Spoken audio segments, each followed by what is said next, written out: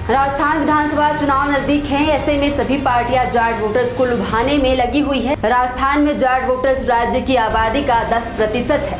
ऐसे में विधानसभा चुनाव से पहले सभी पार्टियां इन वोटर्स को साधने में जुटी हैं। जहां इस बार के विधानसभा चुनाव में बीजेपी और कांग्रेस के बीच एक बड़ी टक्कर है, वहीं कांग्रेस के साथ बीजेपी भी जाट वोटर्स को खुश करने के लिए एड़ी चोटी का जोर लगा रही है। राज्य के 47.6 मिलियन मतदाताओं में से लगभग 10% जाट है और शेखावटी और मारवाड़ में प्रभावशाली है। वो राजनीतिक प्रभाव के लिए राजपूतों जो 5 से 6% है और गुर्जरों जो भी 5 से 6% है को कड़ी टक्कर देते हैं। टीकाराम पालीवाल के नेतृत्व में राजस्थान में सत्ता में पहली बार आई कांग्रेस सरकार ने 1950 के दशक में जागीरदारी व्यवस्था को स्थापित किया और किसानों को जमीन पर अधिकार देते हुए कई सुधार पेश किए।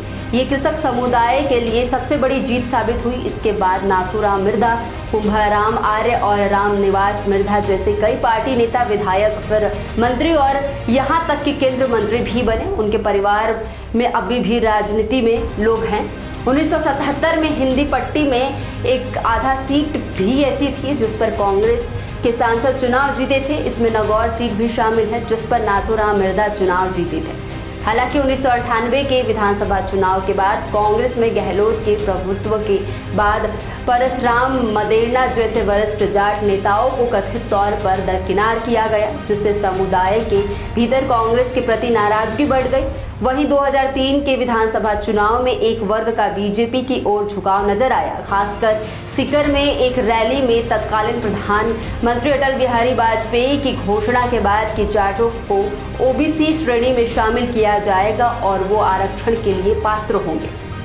2003 में जब वसुंधरा राजे को बीजेपी की ओर से सीएम चेहरा बनाया गया तो उन्होंने खुद को जाटों की बहू बताया और समुदाय से वोट देने की अपील की, जिसके बाद अब जाट वोट को कांग्रेस और भाजपा के बीच समान रूप से विभाजित देखा जाता है, क्योंकि दोनों ही पार्टियों में जाट समुदाय से आने वाले कई विधायक हैं। हाल ही में बीजेपी ने जाटों को लुभाने के लिए एक और कदम आगे बढ़ाया और नाथूराम मिर्धा की पोती नागौर से पूर्व सांसद ज्योति मिर्धा को पार्टी में शामिल किया। बीजेपी ज्योति मिर्धा से ज्यादा जाट वोटर्स को लुभाने की उम्मीद कर रही है। राजस्थान में कुल 200 विधानसभा सीटें हैं। इन सभी सीटों में से 30 से 40 विधानसभा सीटों पर जाट जाति का कैंडिडेट चुनाव जीतता है। राजस्थान के शेखावटी में जाट समुदाय का बोलबाला है। यहाँ पर हर चुनाव में शेखावटी ही किसी भी पार्टी के भाग्य का फैसला करती है। इसी तरह जोधपुर और बीकानेर, बाड़मेर में जाटों का ही बोलबाला है। अगर आपको वीडियो पसंद आया हो तो हमारे चैनल को सब्सक्राइब करना ना भूलें।